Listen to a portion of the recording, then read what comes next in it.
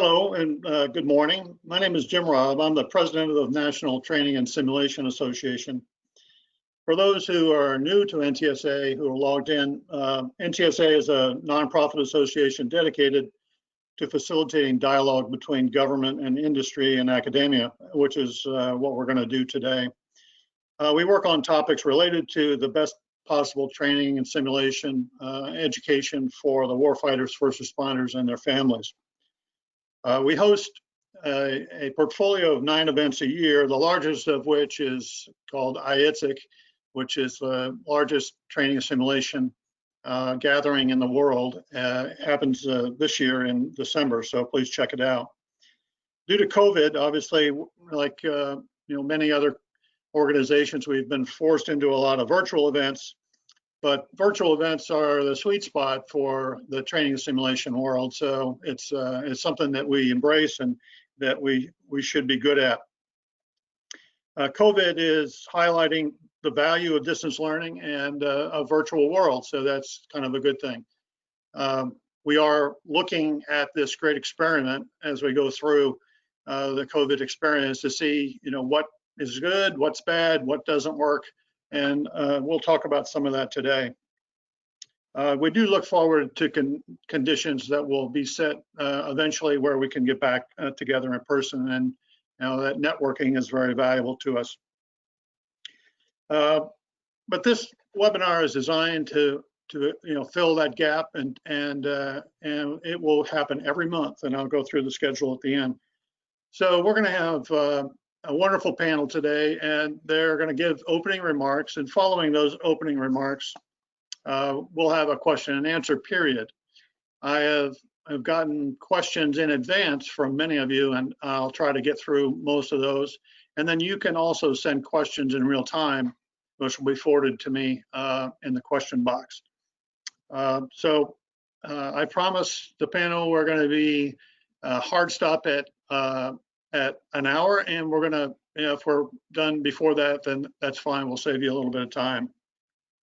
So in May, we convened a panel similar to this to discuss how the systems commands were working through COVID, the pandemic, and they told us a story, pretty much of a success story where they were still getting their contracting going, at almost unprecedented rates, that there still was a lot of money out there, that there was a lot of higher level planning still going on, and there were difficulties. And I think that all of the commands are in some restricted opening posture, I think up to 20%, in some cases 50%. So, but they're fighting through it, and business keeps going.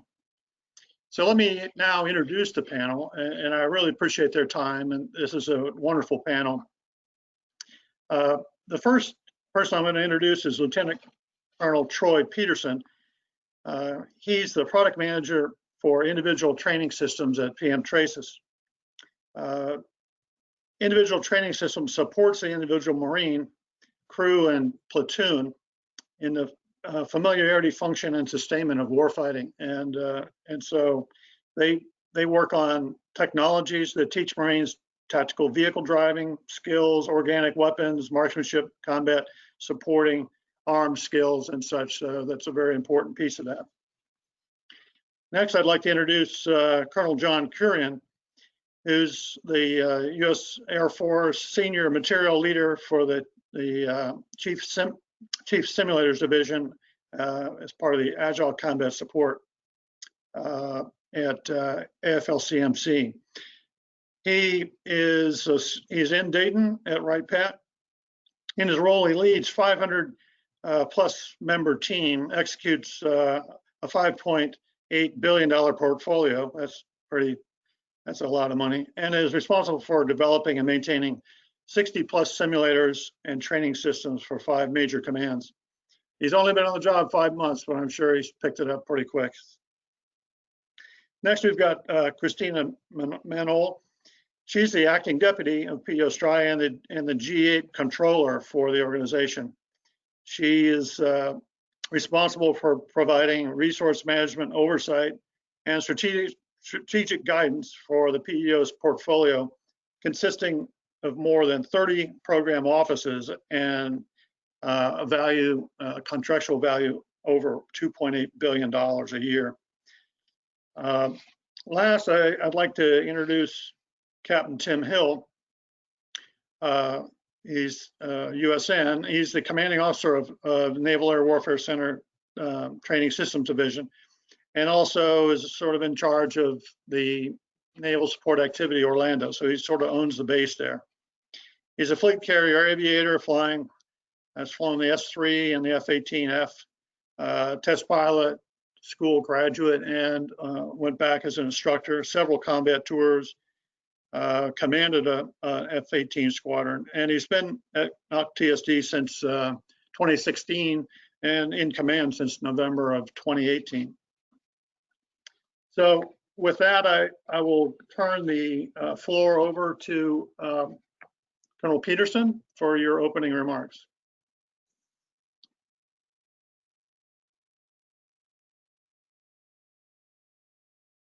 All right, good morning all. Thank you, Admiral Robb and the rest of NTSA staff for allowing PM Trace to participate in this important opportunity. So as Admiral Robb pointed out, Lieutenant Colonel Troy Peterson, I'm the product manager for individual training systems. I work for Colonel Lou Lara, the PM for Traces. So within individual training systems, there's 4 programs of record. Supporting Arms Virtual Trainer, the Marine Common Driver Trainer, the Indoor Simulated Marksmanship Trainer, and the Family of Egress Trainer. The main reason why I want to just list off what's in the portfolio for individual training systems is Colonel Lara briefed in the last forum. We were working through a lot of challenging requirements, not only on the contracting side, but just how do we continue training in the face of COVID-19. One specific unique environment that we ran into is the underwater egress trainer. As many folks, as you start doing just some common sense thinking about that, when you start dealing with breathing apparatus within this environment, it can get very challenging. So I would like to extend a heartfelt thanks to industry, the Marines out there, our training liaison officers. Everybody came together kind of in the perfect storm to pull off that activity. And it actually, there was visibility all the way up into the general officer ranks to keep the underwater egress trainer moving forward. So I think that's a good news story at the tip of the spear. I'll echo Colonel Lara's some of his previous comments around the office is, you know, we're in uncharted waters. As everybody knows, currently, there's no playbook for what we're doing right now. So we are continuing to work in the distributive operations. I would say PM Traces right now is heavily leveraging Microsoft Teams, has been a force multiplier. Have we had some challenges like everybody else? Absolutely, but we're continuing, and the Colonel and I have both talked, I think productivity in some cases goes up as we're working through that. We've been working very closely with industry in terms of we issued 20 missing essential service letters and then did one-on-one contact with each one of the contractors that's doing support for our different 3 different PDMs, product manager, within PM Traces since March to make sure that training continued and was not interrupted. We did take a 2-week pause to reassess in the middle of March to ensure that we were doing everything safely. Specifically, the UIT was one of the big things there.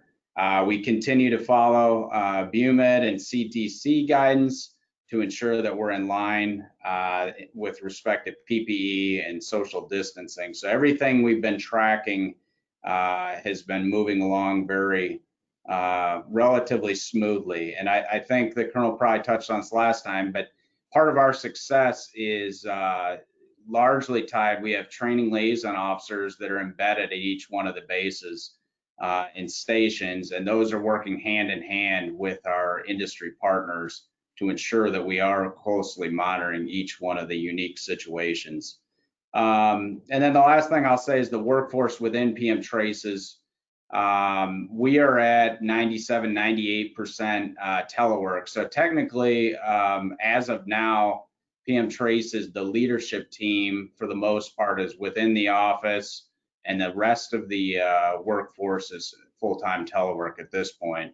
The colonel and the rest of the PDMs are closely monitoring the COVID situation and the CDC guidance to see when we would move to a phase 2. But as of now, we do not have a hard and fast date on that. So with that said, I would just like to thank industry for the flexibility and the out-of-box thinking right now, and I appreciate the partnership. That's all I have, sir. Okay, thanks, Troy. I'd like to now recognize Colonel Kurian for his opening remarks.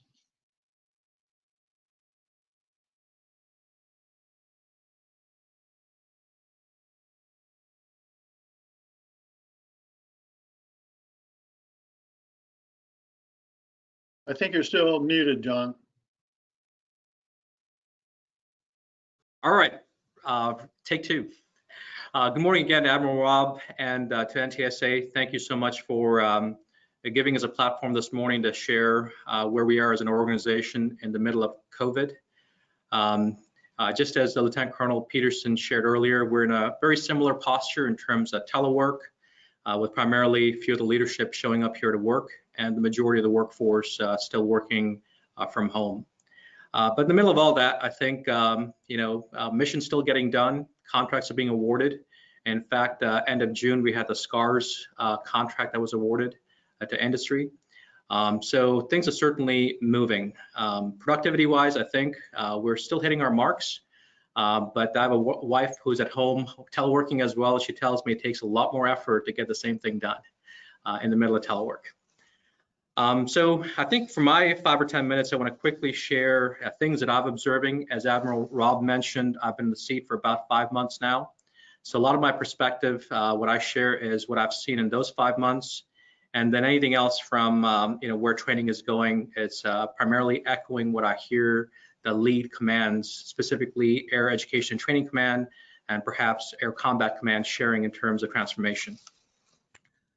Just in terms of COVID, I think our biggest challenges, since I wasn't part of the first forum like this last time, the big challenges we had initially was really trying to establish what's really mission essential to continue in the midst of this pandemic. And we obviously had broad guidance provided from leadership, and then it was really trying to understand in each of the individual situations on the ground, how do you make sure we're managing the risks associated with safety and then continuing the mission. So I think our early reporting, I think there was a fog of war type of a thing where we would get reports, and in some cases, it was hard to determine what was ground truth. But I think the team at large, the folks that are on the ground, the contractors supporting the mission, and then our contracting officers successfully navigated those challenges. But it took at least a good 3 or 4 weeks to kind of get to what our battle rhythm would be in the middle of this. So I think some of the key things that I observed, obviously was, the team, within a few weeks ended up having very good, robust comms. They developed good cleaning procedures at different locations to mitigate the risks. They changed ops tempo on certain occasions to be able to catch up on training. That was specifically true for the undergraduate pilot training bases where they were operating at a capacity prior to COVID. And then with COVID, there were some slowdowns and some impacts associated with it. And as part of our risk mitigation, we were able to change some of the ops tempo to help catch up on things, but certainly it's going to take a while to be able to provide the right capacity that they need. I also noticed, as students were quarantined at different bases, during that 14-day quarantine period, some of the contractors provided some of their classroom training material on CDs, where they could actually learn some of the coursework on their own time versus necessarily having to be in class during the quarantine period. I certainly see some of that thought process continuing long-term, where you're providing some of that instruction material that students could learn on their own versus having to necessarily be in a classroom all the time. We learned to do things virtually, certainly as the earlier briefer mentioned. We've learned to leverage CVR and a lot of other tools. And then Air Force, I know, definitely improved our IT capability, where we had a lot of issues early on, but then after that, we saw a lot of improvement in terms of a lot of our collaboration tools.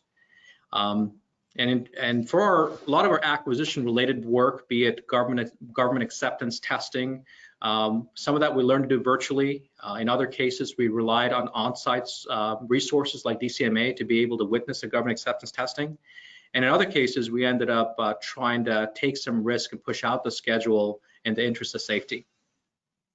And then just one more thing, I think, just as an example of innovation, what I also heard was there was protected transportation, where students, were moved from one location to another, where we could not use some of the commercial capabilities. We ended up providing protected transportation for students to get to some of their training locations. In terms of impact through COVID, of our major commands in the Air Force, what I noticed most amount of impact was specifically from Air Mobility Command and the Air Education and Training Command.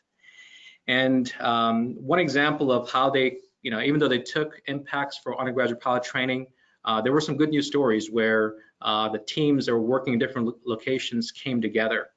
I got a letter in the middle of June from the 314th Operational Group out of Little Rock Air Force Base in Arkansas, where they train one C-130 aircrew. And this is apparently the largest international training school in DoD. And 80% of student training occurs, in the simulator or non-aircraft devices at that location. And the impact there was they did not miss a single student event during the middle of COVID with all the restrictions. And they were the only flying training unit in ATC to continue the mission 100% during the entire pandemic. And they attributed that specifically to the capability of obviously the contractors that were supporting their mission, specifically CAE and Novatech. They had very good operational risk mitigation strategies for keeping the classrooms sanitized. They established new processes, and this is a pretty large facility, as I understand, in terms of how well they kept the mission going there.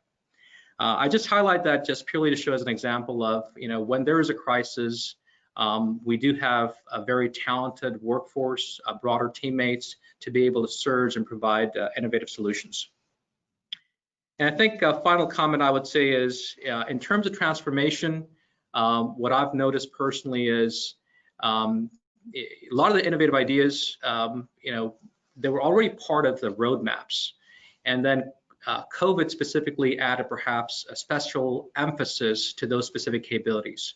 What I personally saw was ATC's initiative for remote instruction capability, where their main problem set was they could not recruit the right instructors, or they could not find the right supply of instructors for areas like Laughlin Air Force Base, where it was hard to recruit the right talent. So there was a need to provide a remote capability where you tap into a market where there are a bunch of instructors available, such that they can remotely instruct students at Laughlin. So that was a longstanding requirement that ATC had. But it didn't get sufficient funding, over the past couple of years to be able to move out with it. However, in the middle of COVID, that had a very special application where there was an interest to be able to separate the instructor from the student. So that's certainly that initiative. We currently have RFI out to industry to be able to provide the right set of solutions. And I personally, think that was just an example of how some of our ideas that we had as part of our roadmaps are gaining more traction or special attention during this particular time. And hopefully throughout the conversation, I can highlight some other examples, but I'll turn it over to the next speaker. Okay, thanks, John. Christina, over to you. Good morning, everyone. Thank you, sir, for inviting me to be part of this panel. So as Admiral had mentioned, my name's Christina Manol. I am the G8 Comptroller for P. Because if I went to ACC, that would be another whole set of, hopefully the questions will come up. Can you hear me, sir? Yeah, I can hear you. Fantastic. So thank you, sir. As I mentioned, my name's Christina Manol. I am the G8 Comptroller for PEO STRI, supporting our deputy, Mr. Tim Bishop, as well as our newly appointed PEO, Ms. Karen Saunders. So Ms. Saunders joined PEO STRI earlier this week, and we look forward to her being part of the team. So first, sir, I'd like to extend our thanks to our partners in industry, other military services, and academia for the steadfast partnership displayed while we underwent sudden drastic changes to our work environment. So, sir, I think some of our partners had mentioned some of the challenges that we've expressed. As I go through, I will mention some of the challenges at some of our training locations, but we've also taken on these challenges and really brought forward how we can move forward and how critical training is to modernize with our simulations and moving beyond the training readiness. So we've got that interesting balance of readiness, making sure that we've got our forces, our Army forces set, as well as modernizing and how we move forward with these technologies. And it's interesting that this COVID pandemic has kind of pushed us into that, that innovation sector and really influenced how important it is to move beyond just our current traditional systems. So together, we have done an exceptional job moving forward to meet those warfighter needs while operating under our unique requirements. Throughout the world, the COVID-19 pandemic has wreaked havoc on our normal personal and professional ways of life. U.S. military, of course, is by no exception. Throughout all branches in the military, our #1 priority in this battle of COVID-19 is protect our force while maintaining our #1 mission priority, readiness, as well as growing to how we take on that modernization effort. In the training realm, training throughout the Army has been modified beginning at the point of induction through the more advanced training in small and large formations. Allow me to give you a few examples of some of the things that we've seen on the Army side through this pandemic. Combative training, such as hand-to-hand combat that requires physical contact, has had to be canceled or modified because of the social distancing requirements. Army has initially canceled combat training rotations at Army combat training centers that are used for large-scale simulated combat training. Combat Training Center rotations have resumed in June at the Joint Readiness Training Center with the Force Security Force Assistance Brigade, beginning their rotation with ongoing COVID-19 screening. So although we have seen the pauses in some of these training centers, we are moving forward and incorporating those innovative technologies so that way we stay within the parameters of COVID-19, but move so that we're not stalling our training on our Armies. While those are major temporary adjustments in training that support our realistic training initiatives, the Army has adopted to ensure our soldiers remain in the highest state of readiness. Modeling and simulation, as I had mentioned, has been a cornerstone in ensuring that the state of readiness is maintained by being able to expand on training exercises through virtual, constructive, and gaming capabilities. One great example of the employment of PEO STRI's virtual training platform called the Persistent Cyber Training Environment, PCTE, to successfully execute U.S. Cyber Command's Cyber Flag 20-2 exercise last month. It was the command's largest defense exercise to date. Cyber Flag 20-2 included more than 500 personnel worldwide, spanning 9 different time zones and 17 cyber teams. Participants included 3 allied nations, National Guard, Coast Guard, Corps of Engineers, Postal Service, Department of Energy, and multiple service cyber components across the Department of Defense. Throughout this challenge, we've continued to successfully execute the acquisition process with PEO STRI and the Army. We've continued our contracts on award, as well as the obligation of our dollars in these unprecedented times. As our Army acquisition executive recently stated, no one can say what normal will look like when we get back to it, nor can anyone say how long that will take. Yet the way we operate now will enable the creation of the future that we want, and that tells a great deal about the charter, about the character and resilience of the men and women of the Army acquisition enterprise. As I said earlier, it has also taken the resiliency of our great partners working just as effectively in a remote telework environment as in face-to-face interactions. This is our new norm, so we need to be able to embrace it to continue moving forward. The Synthetic Training Environments Technology Integration Facility, or STI-TIF, and the Navy Managed Technology Grove have co-located in a Navy managed facility that is focused on joint research and analysis. It enables increased collaboration among the services to solve problems and advance the development of training aids, devices, and simulations. The TIF is dedicated to examining capability gaps, innovating and integrating solutions from across the Department of Defense and industry, and demonstrating those solutions for exploitation for material developers. Vendors and innovators may bring potential solutions to the STI-TIF for integration, testing, and assessment using STI architecture and infrastructure in an open environment where government engineers can look over the shoulder and under the hood on these technologies and capabilities. In this time of COVID-19, the health and safety of our team and our partners remains a priority. The TIF is open for business, and the STI-CFT is maximizing web-based meetings and employing public health best practices to limit the chance of spreading illness while still continuing its important work of modernizing training for the Army. Bottom line, regardless of the challenges we all face with the pandemic, the Army is working diligently to meet our #1 priority, soldier readiness. It takes the close collaboration of all of us to share our knowledge and expertise in the fast-moving field of modeling and simulation.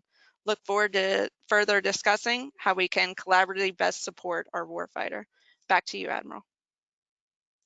Thanks, Christina. Much appreciated. I think we have Captain Hill on voice only. So if you can hear me, Tim, you're up. Admiral, thanks. Hopefully you can hear me now. Thanks to you and the rest of the NTSA crew for convening the community here. We think it's really important to continue this dialogue remotely, given that we can't do it very easily in a face-to-face fashion like we're used to. I want to kind of do what you asked about us doing the other day, and kind of reset the Navy's big vision for training, and then talk a little bit more about the Tech Grove that Christina mentioned, as well as maybe what's changed as a result of COVID. So the good thing about being in place for over 4 years now, you get a chance to refine your message quite a bit. And so trying to be as succinct as possible, to me, I wrote down what I think the Navy's big vision for training is. And it goes something like this. It's that the Navy's big vision is competency-based training with the ability for high volume reps and sets in a realistic high-end environment, on demand, at the point of need, tailored to individual sailors and their teams that they operate in to achieve true proficiency across the career continuum. That's a lot. But there's some really cool pearls in there that I'll actually try to break down a little bit, and talk a little bit about what it means to get to those things and what the challenges are for them.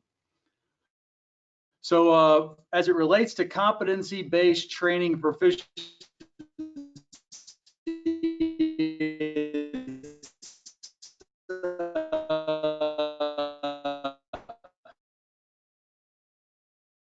really aim at making sure that we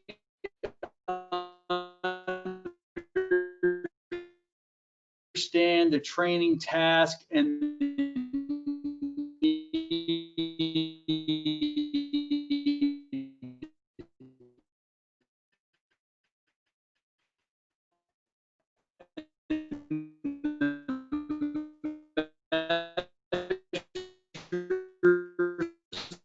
Okay, Tim, your voice is associated with it up front, and with every successive change that we make to that training to operate out there for our fleet operators. The biggest thing we have to do in that area is always recognize that the roots of any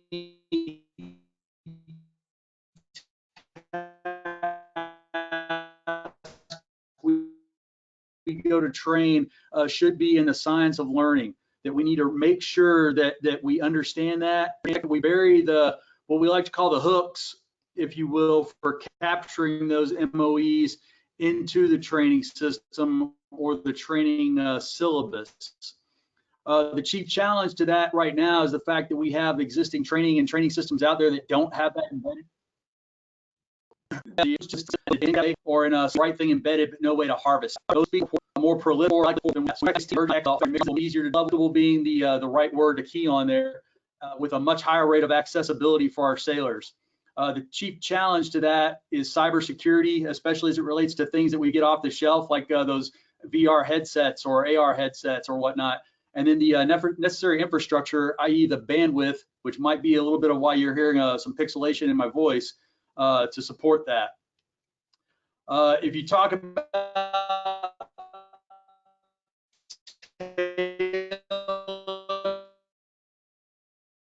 to individual sailors, I think everybody in the crowd would understand that we all learn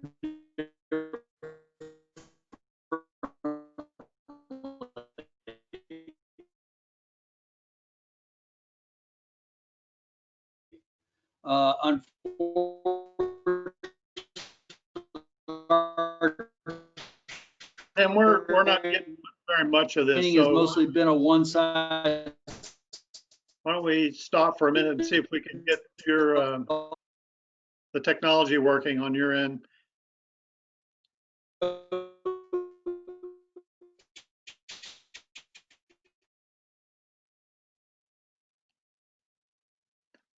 Okay, well, unfortunately, we're getting, we're getting some challenge there, which is very much of a problem set for us in the virtual world as we go through. So we'll get Tim back up here in a second or two. And so what I'd like to do now is ask Juliana Sly to put up the first two polling questions.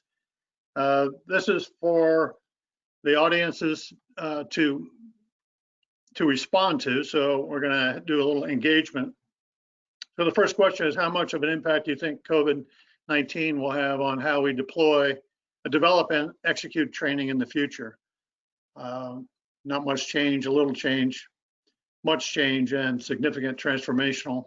This is a primary question that I get all the time about what part of the change is going to live through even in a post-COVID environment. Let's try the second question.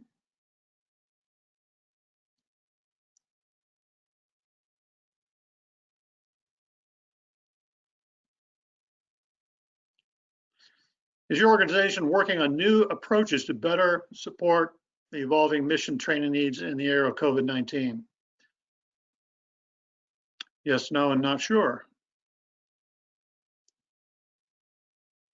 And we'll look at the results of this at the end of the session. So I'm now going to transition into the question and answer period, and hopefully we can get Captain Hill back up in a sustained way. And I have a really robust set of questions that came in beforehand. So they are grouped into different topics, so I'll kind of bring them together. The first is for all the services, and in regards funding. This is obviously a big deal, with industry and such. The questions are, do you foresee a long-term impact on funding to training systems to make up for funding that's been reallocated to COVID response and other priorities at this time? And I'll throw that out to anyone who'd like to, feels like they have a good answer to that. Hey, sir. So this is Christina Manol from STRI. I'll take first stab at that. So from a funding perspective on our training modernization and looking at the systems like STI and PCTE, some of those systems that are moving forward, we've actually seen a lot of support in the funding realm for fully funding those initiatives as we're going into 21 into the POM cycle. But from an environment perspective, I do completely agree. And that's one of the things that we're looking at is as the bills continue to grow with the CARES Act and the COVID and stimulus bills, the resources and the bill payers are continuing to grow, and they're going to need to retain funds from somewhere within the services. So it's one of the things that we are making sure that we prepare ourselves for, with ensuring that we get the contracts awarded, the dollars executed, so we can show a good platform for moving forward and supporting our current resources. Okay, that's great. And all of the panelists can turn their cameras back on at this point. So we do have a fairly significant funding bill on the Hill, which is in the $740 billion range. So I think that at the macro, at least for next year, there is continued support. And I know at the NDIA level, we're continuing to push to make sure that we power through this. But there is an awful lot of money going out the door to support, rightfully so, people's livelihoods. So that's important. Any other, John or Troy, do you have any perspectives on that? Yes, sir. So I would agree with Christina, absolutely what she said. But then on top of that, what we're doing within the Marine Corps is looking at what travel are we not doing. So some of the cost savings that we're realizing in travel, we're looking to realign to some of the other efforts. So there's pros. There's obviously, it's not all doom and gloom in terms of there's some efficiencies that we're actually gaining because we basically haven't traveled except mission essential travel from March. So realigning of funds internally, sir. Okay. John? The only example, I guess a couple of examples, what I'm seeing here, the remote instruction capability that I mentioned earlier for ATC portfolio, where for that particular initiative, given COVID, we actually did receive funding to be able to move out with some sort of a demonstration for that capability in the near term. So that was a positive thing. But in terms of future out year FY21 and beyond, in terms of potential impacts, I haven't seen a whole lot of it. I think the only one that I'm currently seeing is relative to the MAF, the Mobility Air Forces, C5, C20, C17s, and that portfolio, we're actually taking some hits where there are big shortfalls that we're projecting in the future. And at least in the near term, I see some of the platform capabilities being prioritized higher than the training systems.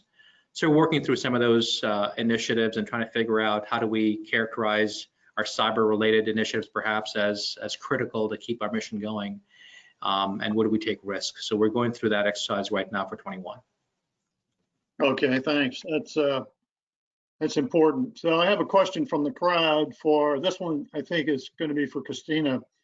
You mentioned the TIF, and is it possible to visit the TIF at this point? Sir, so I believe the TIF is officially opening at the end of this month. We're still building out some of the workspaces, but yes, if you reach out to us, we'll get you set up and get you into the facilities under our COVID restrictions. Okay, and are there? Do you know if they're considering virtual demonstrations as part of the capability? And given that it's hard to get on base and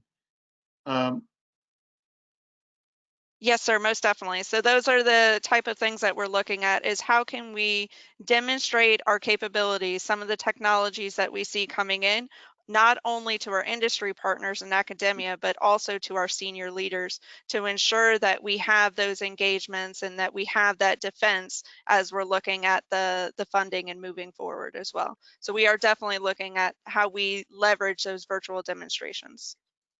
Okay.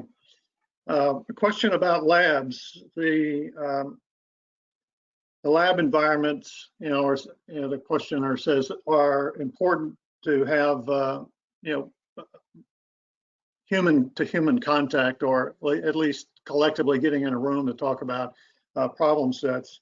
How are the labs doing, and are they using virtual solutions to try to get, to do the same functions?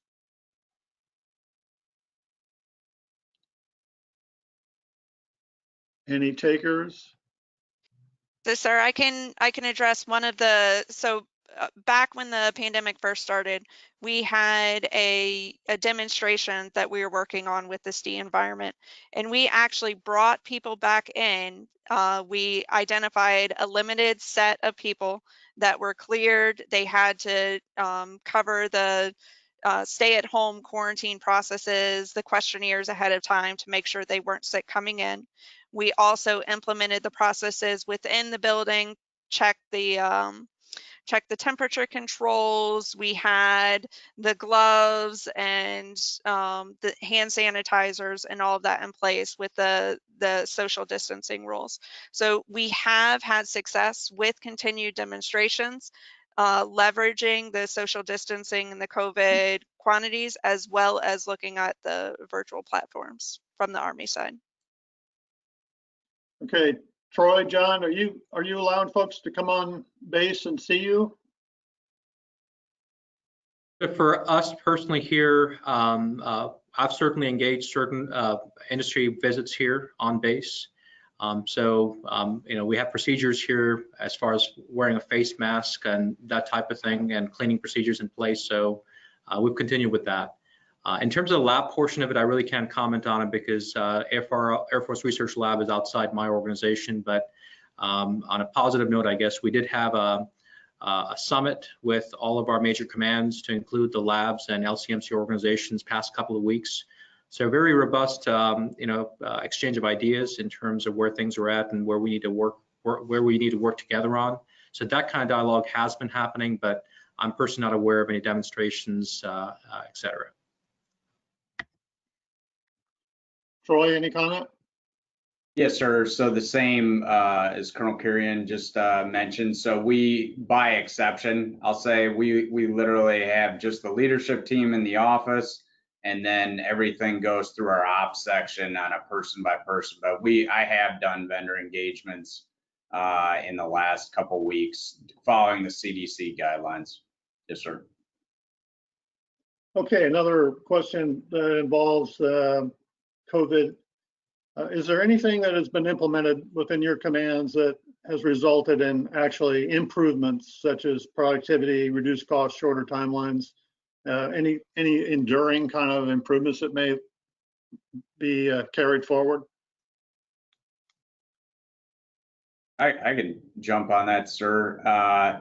One thing we're looking at is recent telework guidance coming from Marine Corps Systems Command. So we're looking, Colonel Lara and I and the rest of the PDMs are looking at who actually needs to be in the office, and potentially a blue and gold team.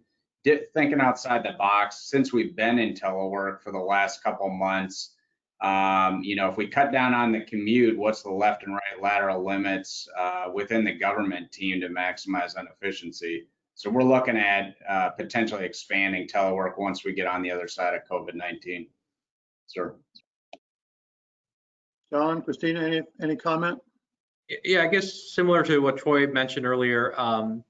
So I think we're in a similar posture as well, and in terms of maximizing use of telework, and we were already on that path given a lot of our facility renovation efforts that were ongoing. So I think we'll probably see that trend continue. And I think as a work culture, we've probably seen a shift in mindset where we're more open to this virtual set of interactions over time. And I think, but from a Dr. Roper, staff AQ level, there's been a lot of emphasis to make sure that, that we are still trying to figure out how we maintain team cohesion, especially with the summer rotations. How do we still effectively do that in a virtual environment? Where I think the long-term posture, I think, is we may have a lot of telework going on, but at least once or twice a week, we do physically as a team come together and make sure that we're providing the adequate, connection among members as part of our thought process here. Okay, and I do have Captain Hill on a chat, so he's still working through it. But as it related to the ability to get on base, he says that the Navy's still not entertaining industry visits other than virtually, and they're continuing to work on that. So he is alive. He's out there. He's fighting his way into the webinar. That's a pretty impressive thing. Okay, the next question I've got is there's a lot of virtual things going on, and as you see, we in the virtual management of hosting have a difficult time with different systems. Have you all picked a system or found a platform that works, especially government to government or government to industry, that would be the best of breed that maybe the whole system would move towards? I'm talking about Teams, webinar, Zoom. You know, what is there something that you've seen that works? Yes, I could sir. go. Oh, go ahead, sir. So I guess from what we're currently using here is a Microsoft CVR.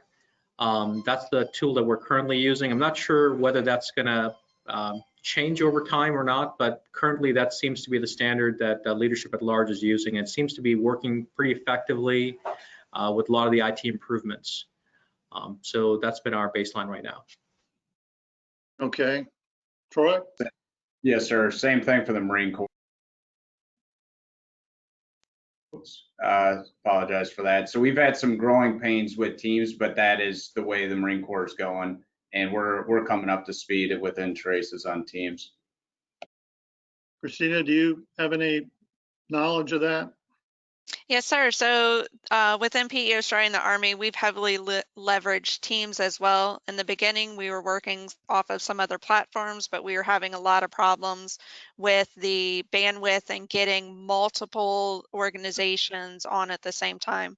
But since we've moved over to Teams, it's worked fantastic for us, and it's actually started to shift that culture into away from the ongoing face-to-face meetings always required to that virtual setting, and how we're able to sustain that capability going forward. Just one other thing I did want to add with the Microsoft Teams CVR app. What I've also found is the app on the phone, on the cell phone. That seems to work pretty well as well, especially if you're traveling or doing other things. It will quickly connect on that, and that extends our flexibility in terms of comms. Okay. So CAPT is sending me messages, which is he said they're reviewing. Hey, sir, how do you hear me now? Oh, I hear you now. Yeah. Hey, I'll try chiming in. We'll see if it works any better. For us, CVR Teams is also the answer.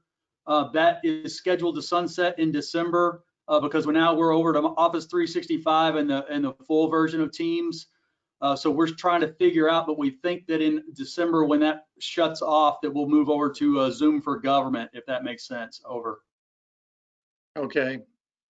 Yeah, we've used Zoom for Government in the Pentagon, and that worked pretty well. But it would be really good, and I think Teams has gotten a pretty good rep as well. So it's just, this is one of the big problems of virtual. It's just the consistency, the continuity, the ease of getting back, getting everybody online. And I think it would be true in the collaboration world as well as here, as we talk through this. So Tim, while I've got you there, are there what kind of platforms and technologies are you using for Ready Relevant Learning in Sailor 2025 that are maybe unique? So nothing Navy unique in terms of any of these kinds of platforms for Sailor 2025. I know that one of the things we had explored early on in Sailor 2025 that we're actually trying to accelerate as a result of COVID is kind of the remote expert context via either virtual reality or augmented reality, and that's something we're actually trying to accelerate. And that's most likely going to ride over existing networks such as the one I'm on now, or some of the other training specific networks. Okay. And I think that leads into the next question, which is, with the workforce being distributed, how are you managing the security issues and potentially classification?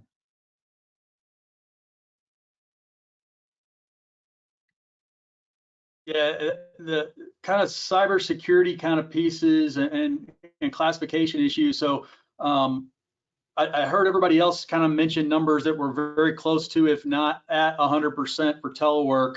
I'd say that our numbers as a lab right now are probably closer to 90% telework because of the folks in the labs that are still coming in, as I think Christina mentioned, and the folks doing classified programs. So there's just no substitute for being in here for that stuff.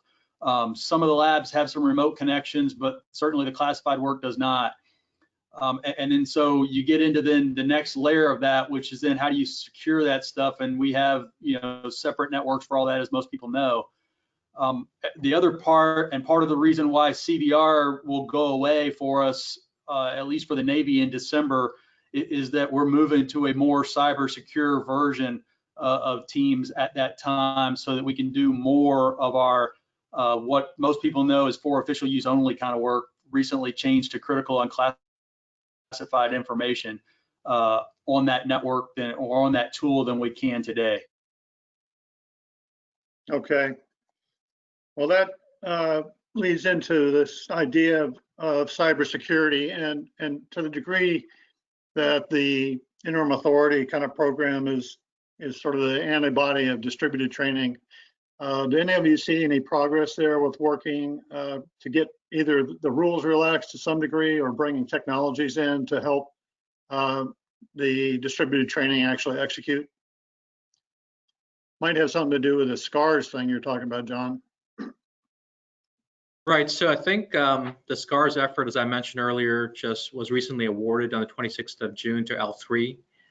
Certainly there's a lot of emphasis there in terms of trying to harden some of our cybersecurity capabilities. So we're certainly excited to work with L3 to figure out how best to move out with that capability at all of our simulator locations, you know, across the board. So in terms of real progress, I guess that's yet to be seen in terms of how we move out with it. L3 obviously has plans, and then we got to figure out how best to go execute. I think our biggest challenge is really figuring out, you know, how do you get all of our, you know, 2,000 some devices in a similar posture for cyber over the next year or two. So that's a work ahead of us that we're certainly focused on right now. Troy, Christina, you have any comment there? Yes, sir. So we're working several upcoming task orders associated with PDSS, trying to get after cyber across several different programs, not only within my product management group, but the other two. And just trying to do it as smart as possible, coordinating with the IA, the information assurance folks up in Quantico, and just trying to do it smart. So we're a lot of work ahead, in other words, in that front. Yes, sir. Completely agree with Troy. We're seeing the same things. We're certainly not seeing very much as far as relaxing any of the provisions as we're moving forward. Yeah, so CMMC on the other side. So it's important. Well, unfortunately, we're running out of time. So what I'd like to do now is post the results to the first two questions, if that's possible, and then we'll take a look and see. So the results are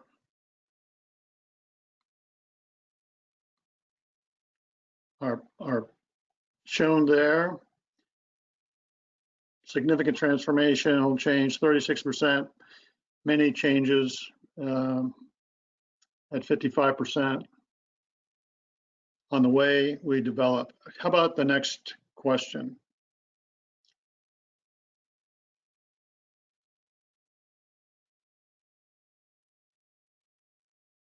So pretty much a majority, let me see, yeah. A lot on the yes side there. So I'm going to begin the wrap up here. So I want to thank our panel. If you have other follow-on questions, this is for the attendees, you can send them to me at jrobb@ndia.org, and I'll see if I can push them forward on, to the respective the target set to keep the dialogue going over time. I'd like to recognize a few folks that are on the team, the NTSA events team. Mr. Daniel Surfete is from Aptima, is the chairman of our webinar committee. Mr. Bob Kleinhampel from SAIC, Juliana Sly, CEO of Government Business Results, LLC, Debbie Langelier and Renee Despot, who do the mechanics for us at NTSA, and Dr. Linda Brent, who's NTSA consultant. I'd also like to put a plug in for the upcoming webinar, which is going to be on August 26th, and the Advanced Distributed Learning Lab is going to put on a presentation about digital transformation initiatives, and this is pretty much in the science of learning. And it's a follow-on to our IFEST virtual event, which is going to be in August as well. In October, we're going to have a healthcare amid COVID, really good presentations based out of the University of Nebraska. It's going to talk about their situation and how healthcare and medical simulation are working through this. And in November, we're going to do a preview of the ITSEC 2020 program with the program committee. So those are all things to look forward to. I'd like to close out. I have a lot of questions about the status of ITSEC. We are going to do an ITSEC this year, one way or another. We are working with the services to define the metrics and the criteria by which we could do it in person. That's an ongoing activity, which I think will culminate in a decision probably in the middle of August. But there's two sides to this. One is hate to be in November and a lot of things change for the positive, and we could have done it. So, and then at the same time, we know there's a lot of considerations and there's a lot of folks that are financially suffering through this year and its effect on that. And we're cognizant of it. So we are working this actively, meeting with the principals, and so I expect a decision in the middle to the late part of August. And call me, send me questions. I don't know the answer to that question, but we are going to do it one way or another. So with that, I'd like to wrap. Thanks for participating to our panelists, and I think it was a good discussion. I apologize for our troubles with Tim Hill, and that's a shame. It worked yesterday, so that's what it is. But with that, I'm going to say we're done for the day. Thanks a lot.